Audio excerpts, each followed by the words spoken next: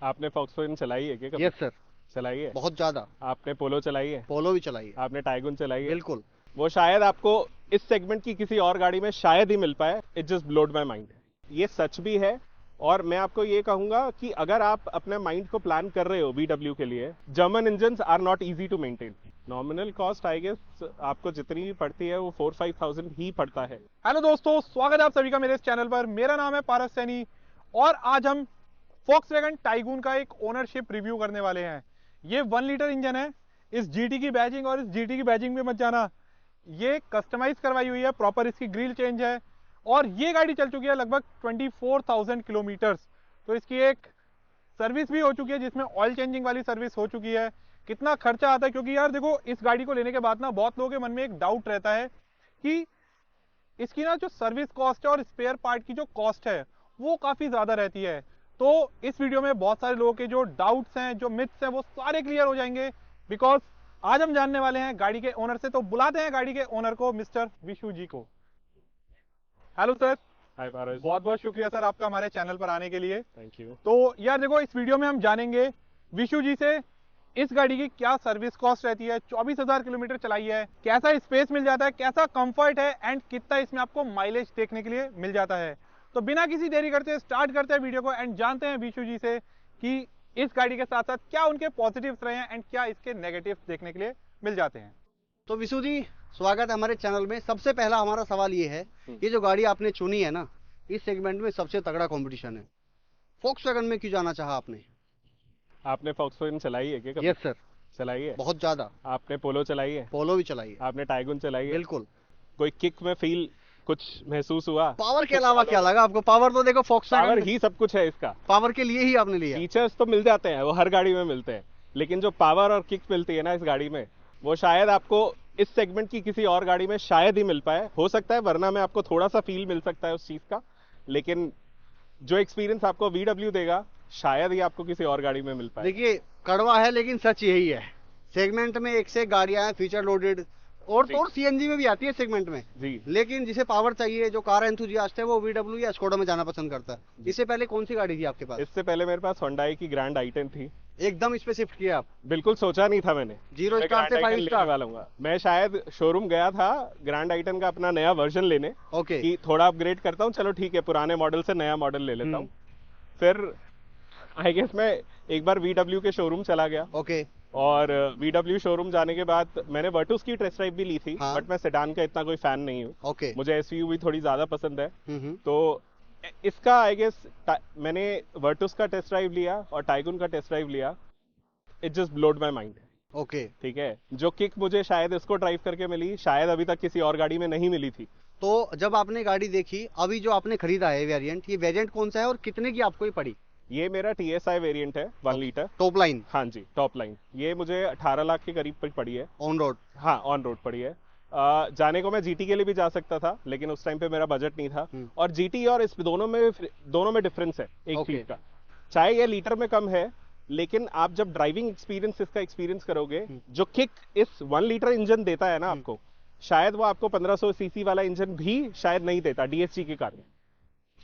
तो sir, GT का बेशक आपने फील, मतलब गाड़ी ना ली हो, लेकिन फील तो आपने पूरा ले रखा है जीटी का इसमें। तो मजे तो पूरे ले सकता है ना, कौन शौक पूरे करने को कौन मना करता है?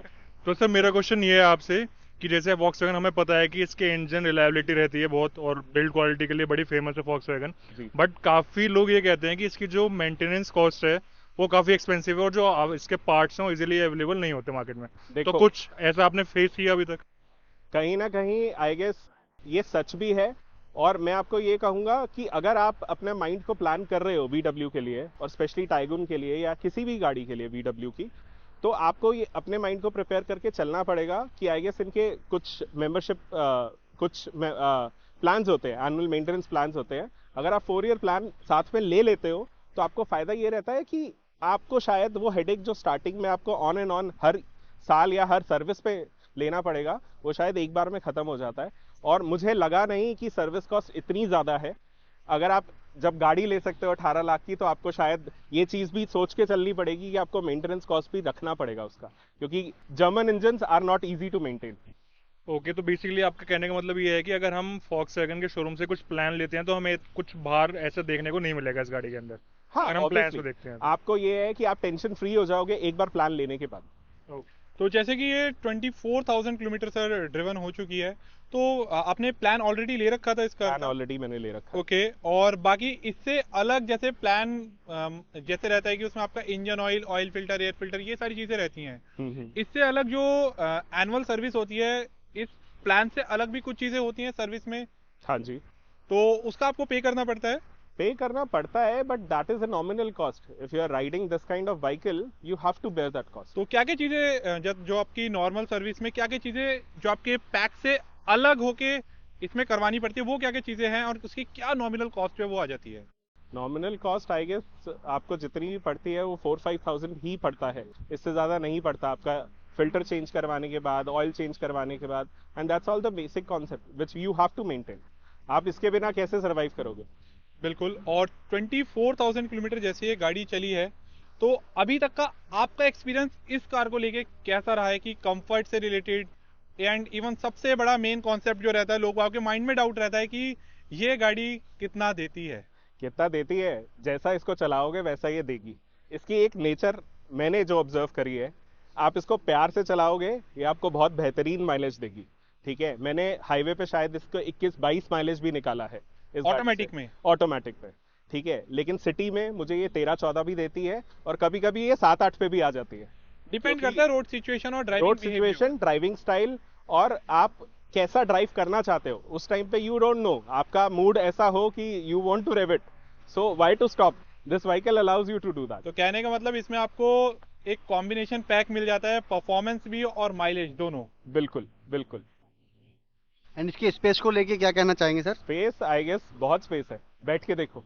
वो तो मैंने देखा हुआ है, लेकिन जैसे मैंने और कस्टमर फीडबैक भी लिए हैं, बोलते हैं कि रियर सीट का जो कंफर्ट है और जो स्पेस है वो ज्यादा रियर अच्छा सीट नहीं के है। साथ हाँ एक कंफर्ट डिस्कंफर्ट है लोगों के लिए। ये गाड़ी शायद 4 लोगों के कंफर्ट के लिए बनी है, और 5 लोगों के हिसाब से शायद ये चीज होती है कि अगर बच्चा हो आपके साथ और वो बीच में बैठना चाहता है तो वो बैठ सकता है, बिकॉज इसकी पीछे की सीट पे एक छोटा सा बम्प है विच थोड़ा सा डिफिकल्ट बनाता है किसी लंबी हाइट वाले जने के लिए बैठने के लिए। ओके। एंड जब इस गाड़ी को आप देख रहे थे तो आपने VW की टाइगून ही देखी या और भी कोई गाड़ी जाकर के देखी थी? नहीं, मैंने वर्टुस भी देखी थी, मैंने टाइगुन भी देखी, मैंने टिगवान भी देखी, बट टिगवान का तो बजट नहीं है तो टाइगुन पे सिमट गए हम लोग। नहीं तो आप स्कोडा की तरफ भी तो देख सकते थे, स्कोडा की कोशाक आती है। पर्सनली स्कोडा की डिजाइन लैंग्वेज शायद इतनी पसंद नहीं आती, लोगों को आती है, बट मुझे टाइगुन की डिजाइन लैंग्वेज और VW की डिजाइन लैंग्वेज थोड़ी सटल और लॉन्ग टर्म लगती है। ग्राउंड क्लियरेंस के बारे में क्या कहना चाहेंगे आप? ग्राउंड क्लियरेंस बहुत ज्यादा अच्छा नहीं है, लेकिन सेटिस्फैक्टरी है, मैं शिकायत नहीं कर सकता, बट हाँ ठीक है। तो सर अब मेरा ये क्वेश्चन है आपसे कि इस सेगमेंट में इसके राइवलरी कॉम्पिटिटर बहुत हैं, क्रेटा हो गई, ठीक है, और भी बहुत सारे इसमें एसयूवी में बहुत सारे कॉम्पिटिटर हैं। अभी तक तो इसके हमने बहुत अच्छे से आपने पॉजिटिव पॉइंट्स बताए हैं, अब इसके आप कुछ नेगेटिव फैक्टर बताओगे अभी तक आपने क्या फेस करा है इसके अंदर? Negative I guess ground clearance थोड़ा सा ज़्यादा होता तो ज़्यादा बेहतर होता कंपैरेटिवली, और रियर सीट का कंफर्ट शायद मैंने पहले भी मेंशन किया, लेकिन थोड़ा सा रियर सीट का है कि 5 जने बहुत कंफर्टेबली नहीं बैठ सकते, सिर्फ 4 जने ही बैठ सकते हैं। और आई गेस उसके अलावा मुझे इसकी टच स्क्रीन जो है, बिकॉज इस गाड़ी में बहुत ज़्यादा टच स्क्रीन के हर कंट्रोल टच स्क्रीन पे हो रहा है, तो वो अगर रिड्यूस करके मैनुअल कंट्रोल्स देते वो शायद, स्टीयरिंग कंट्रोल्स तो है बट AC कंट्रोल्स जो है वो थोड़ा मैनुअल होते तो वो ज्यादा बेहतरीन होते, कंट्रोल ज्यादा रहता।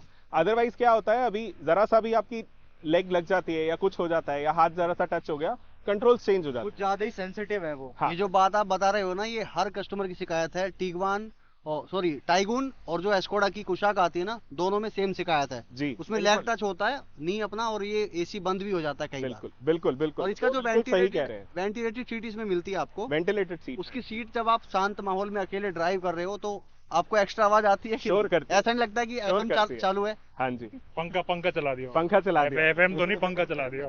सर एक बात बताइए, हाँ जी। आपने 18 लाख रुपए खर्चे इस गाड़ी के ऊपर, ठीक है, 18 लाख में बड़ी बड़ी गाड़ियां दिखती है साइज में, ये थोड़ा लगता नहीं आपने ब्रेजा के साइज की गाड़ी ले ली है? नहीं, लेकिन वो जो ड्राइविंग फील मिल रही है ना, हम्म। अगर मुझे साइज के लिए ही गाड़ी लेनी होती तो फिर मैं सीधा साथ थार ही ले लेता ना।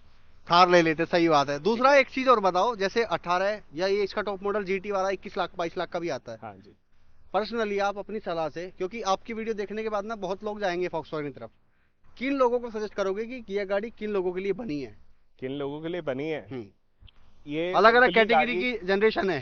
ड्राइविंग एंथुजियास्ट के लिए बनी है। ओके। अगर आपको ड्राइविंग पसंद है, आपको वो फील, वो किक लेनी है ड्राइविंग पे, और आपको एंजॉय करना है अपनी ड्राइव को, चाहे वो सिटी में हो चाहे वो हाईवे पे हो, तो शायद आपको इस गाड़ी के लिए जाना चाहिए। अगर आप फैमिली ओरिएंटेड कार देख रहे हो कि आपको स्माइलेज भी चाहिए, आपकी जेब पे भी थोड़ी हल्की पड़े, बजट पे भी आए, तो शायद आप इस गाड़ी के लिए ना जाओ। एंड एक चीज और भी है, रीसेल का थोड़ा सोचना पड़ेगा इस गाड़ी को ले लेते हो अगर।